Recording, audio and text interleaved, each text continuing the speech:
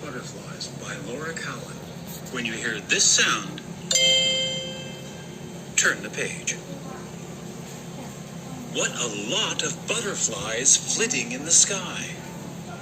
Some stop to rest on petals. They unroll their long curly tongues and sip juicy nectar deep inside the flower. Then they flap their lovely wings and